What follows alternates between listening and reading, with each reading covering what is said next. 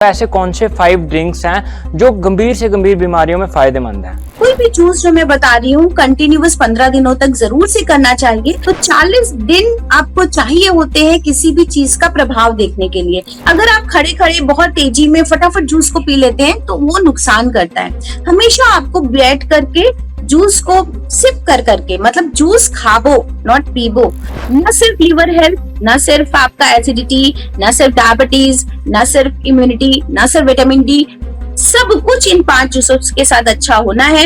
आप जब बीमार होते हैं तो आपको एलोपैथ डॉक्टर्स ग्लूकोज की ड्रिप चढ़ा देते हैं और पूरी बॉडी में वो इंट्रावेनसली सर्कुलेट हो जाता है और आपको एनर्जी मिल जाती है। ठीक इसी तरह हमारी जब इम्यूनिटी कम होती है या हमें जरूरत से ज्यादा मिनरल्स और विटामिन चाहिए, हम जूसेस की तरफ जाते हैं जिससे हमारी बॉडी कम काम करे और हमारी बॉडी को नरिशमेंट अच्छा मिले।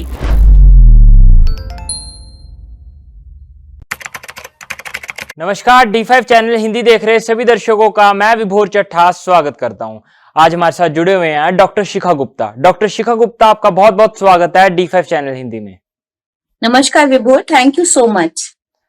मैम, आजकल ना सोशल मीडिया पे बहुत सारे जूसेस वायरल हो रहे हैं और लोग कुछ भी फॉलो कर लेते हैं। तो मैं जानना चाहूंगा ऐसे कौन से 5 ड्रिंक्स हैं जो गंभीर से गंभीर बीमारियों में फायदेमंद हैं? जी, बहुत अच्छी बात है। पहले तो हम लिवर हेल्थ की बात करते हैं। लिवर हेल्थ में टॉनिक की तरह जो काम कर सकता है जूस, उसमें सबसे अच्छा अभी आंवला है, क्योंकि आंवला भी हमारे पास 3 महीने तक फ्रेश आएगा। तो जब आप कोई चीजों का फ्रेश इस्तेमाल करते हैं, ताजा यूज करते हैं, तो उसका औषधीय प्रभाव आपके शरीर पर बहुत ज्यादा पड़ता है। तो आंवले में आप 1 गाजर, आधा चुकंदर और आप करी पत्ते डाल दो 4-5, और इसको आप पीस करके छान लीजिए। अगेन पीसिए, छान दीजिए। उसमें आप 200 ml पानी मिला करके सीधे क्रश कर लीजिए। तो आप जो छानेंगे तो वो बहुत महीन भी नहीं छानेंगे। अगर फाइबर के साथ लेते हैं तो बहुत अच्छा है। ये ड्रिंक आप रोज सुबह सुबह भी 3 महीने तक बढ़िया सा बना के पी सकते हैं। ये लिवर हेल्थ के लिए बहुत अच्छा टॉनिक का काम करेगा।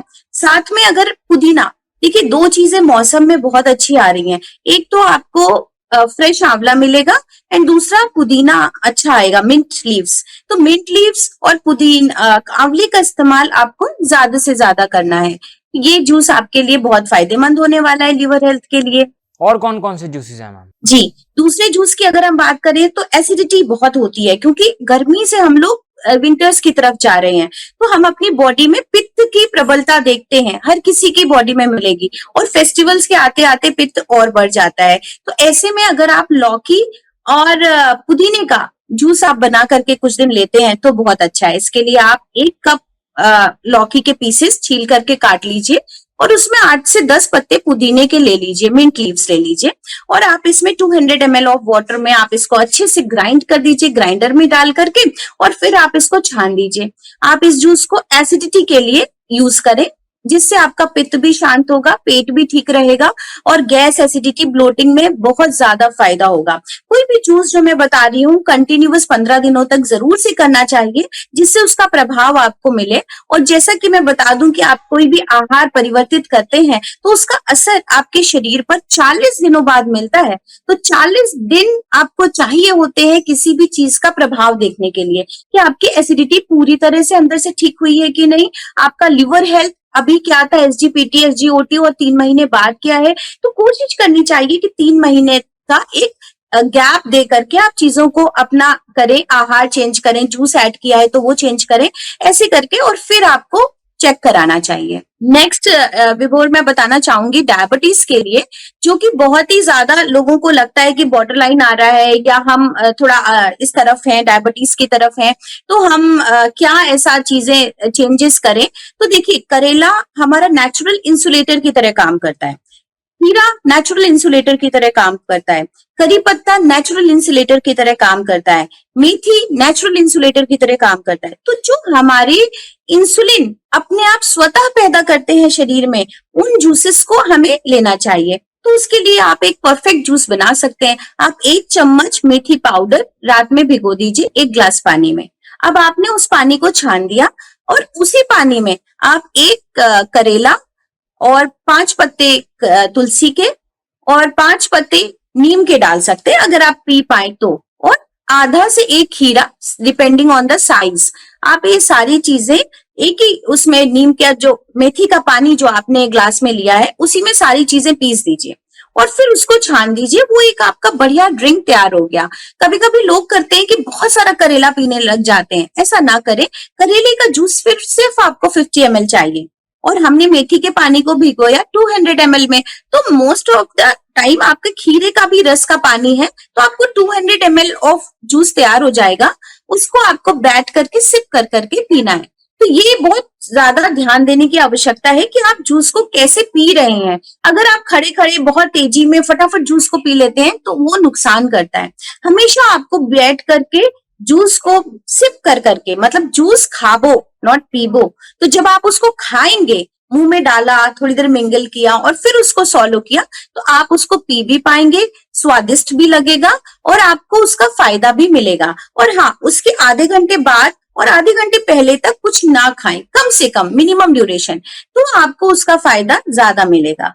और कौन से ड्रिंक्स है मैम? हम अब बात करते हैं विटामिन डी। वैसे तो विटामिन डी का एब्जॉर्प्शन सबसे ज्यादा सनलाइट में होता है, ये आपको पता है कि धूप की रोशनी के बिना हम विटामिन डी अपनी बॉडी में स्वतः प्रोड्यूस नहीं कर सकते। हमारी त्वचा धूप के संपर्क में आके अपने आप ही विटामिन डी बनाती है। तो कोशिश करें कि आपका जो सन एक्सपोजर है वो सुबह सुबह 8 बजे के आसपास धूप में हो और आपके उस समय कपड़े बहुत कम हो शरीर पे। जितना बॉडी एक्सपोज रहेगी उतना ज्यादा विटामिन डी बनेगा।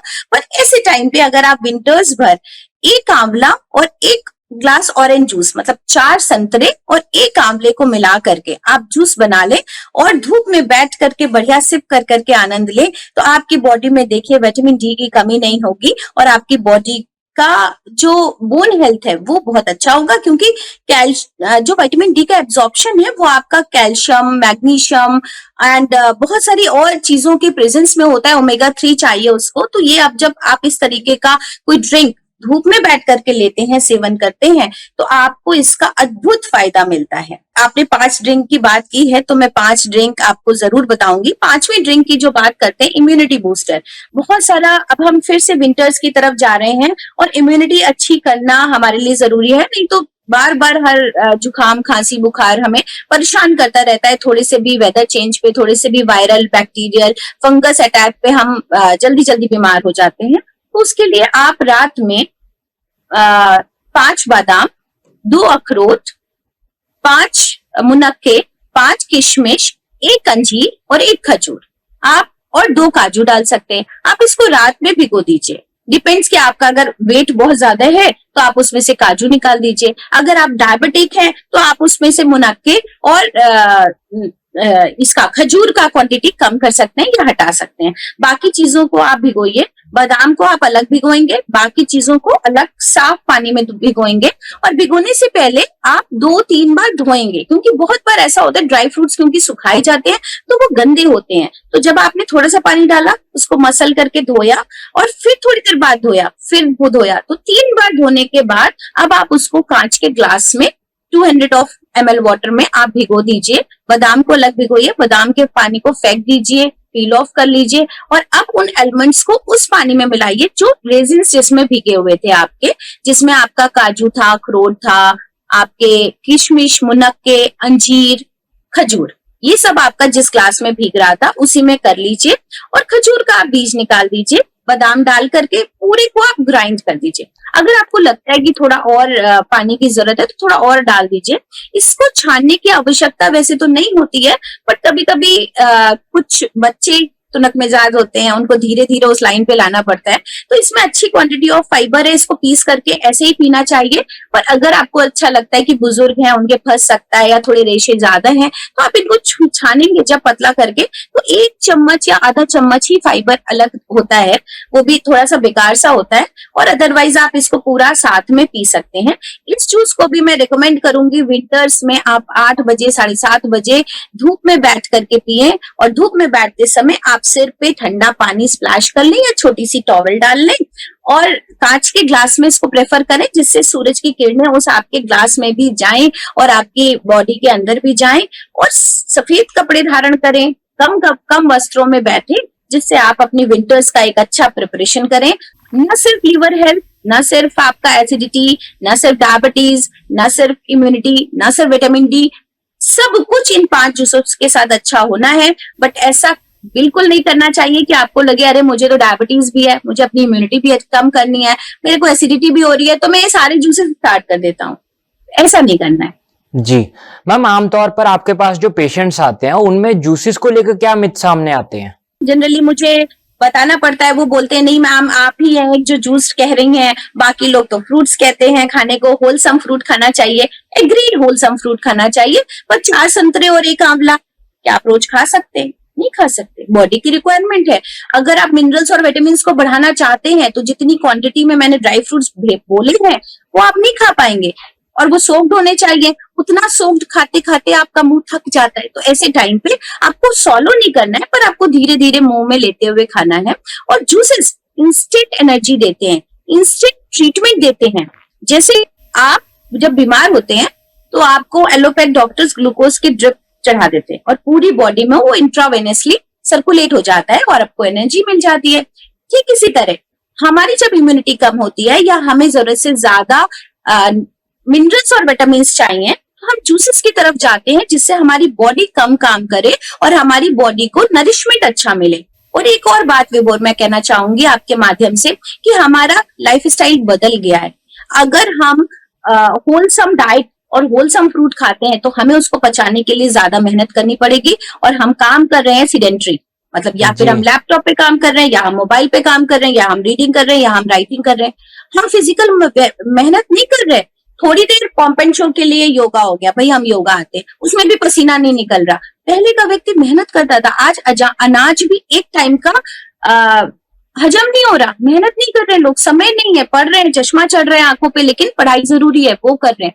तो हमें उसी हिसाब से अगर हमने अपना भोजन नहीं बदला, तरीका नहीं बदला, तो हम सब बहुत बीमारी में जाने वाले हैं, हम सब बहुत मोटापे के शिकार होने वाले हैं। तो हमें जूसेस पे आना ही पड़ेगा, नहीं तो हम अपनी बॉडी की जो बेसिक न्यूट्रिशन की रिक्वायरमेंट है, न्यूट्रिएंट की रिक्वायरमेंट है, पोषक तत्वों की रिक्वायरमेंट है, वो नहीं पूरी होगी, और तब हमें A to Z मल्टीविटामिन लेने पड़ेंगे, जो कि बहुत सारे लोग ले रहे हैं।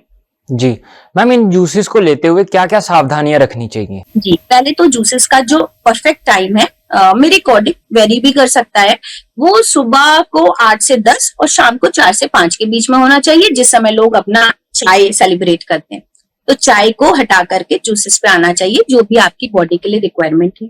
दूसरा, एक टाइम में 1 या 2 जूसेस, और दोनों जूसेस के बीच में कम से कम सुबह शाम का गैप होना चाहिए।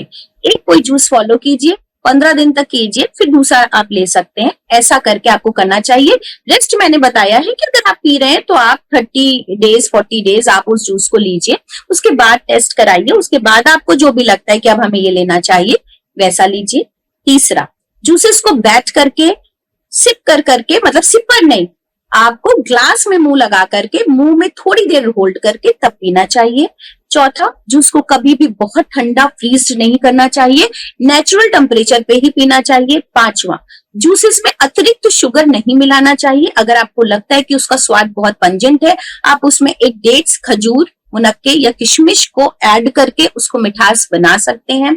पांचवा, जूसेस में बहुत ज्यादा सॉल्ट भी नहीं डालना चाहिए, जिससे कि जो सोडियम, पर्याप्त सोडियम आपके ताजी पत्तियों में, सब्जियों में, फलों में है, वो ही आपके लिए अच्छा है। उसमें आप नींबू का इस्तेमाल करिए। नींबू आपको जो नेचुरल सोडियम है उसकी रिक्वायरमेंट को पूरा करेगा। तो अतिरिक्त अगर आप एक चुटकी डालना ही चाहते हैं तो आपका हिमालयन पिंक सॉल्ट यूज हो सकता है, जिसमें की पर्याप्त मात्रा में मिनरल्स, विटामिन है। जाते जाते आप हमारे दर्शकों को क्या संदेश देना चाहेंगे? संदेश यही है कि रसाहार अद्भुत है, हमारे प्राचीन ग्रंथों में वर्णित है, पर रसाहार को सही तरीके से करना चाहिए। जूस फास्टिंग हो या जूस लेना हो, दोनों ही सही समय पर, सही तरीके से और अपने शरीर की रिक्वायरमेंट के हिसाब से। जैसे एसिडिटी बहुत ज्यादा है और आप अगर संतरे का जूस पिएंगे तो नुकसान कर जाएगा, ठीक है। आपको डायबिटीज हाई लेवल की है और आप इम्यूनिटी बूस्टर जो मैंने अभी बताया है, मुनक्के, खजूर, किशमिश, ये सब का जूस पिएंगे, नुकसान कर जाएगा। तो किस व्यक्ति को किस तरह का जूस रिकमेंड है, ये पर्सनलाइज्ड भी आप बनवा सकते हैं अपनी शरीर की तासीर के हिसाब से, अपनी चीजों के हिसाब से, और उसके अकॉर्डिंग ही जूस को सेवन करना चाहिए। और एक सुबह एक शाम का जूस जरूर से शामिल करें, क्योंकि अगर आप नहीं शामिल करेंगे तो आप स्नैक्स बढ़ाएंगे तो आप उतना मेहनत नहीं कर रहे, वजन बढ़ेगा और बहुत सारी और दिक्कतें भी आएंगी। मैम, हमारे दर्शक आपसे कैसे संपर्क कर सकते हैं? मेरे नंबर पे ऑनलाइन कंसल्टेशन ले सकते हैं। मेरा नंबर है 9793849333 एंड मेरा सेंटर लखनऊ में है नेचुरोपैथी एंड योग का, जिसमें हम होलिस्टिक अप्रोच के तहत पेशेंट को ठीक करते हैं। 3 दिन 5 दिन या डे केयर में ये सुविधा उपलब्ध है और आप घर बैठे हमसे ऑनलाइन के थ्रू जान सकते हैं, समझ सकते हैं और घर बैठे अपनी चिकित्सा कर सकते हैं। जी, डॉक्टर शिखा गुप्ता, आपने बहुत महत्वपूर्ण जानकारी दी। आप हमारे साथ जुड़ी, आपका बहुत बहुत धन्यवाद। धन्यवाद विभोर। अगले एपिसोड में फिर मुलाकात होगी, तब तक के लिए नमस्कार।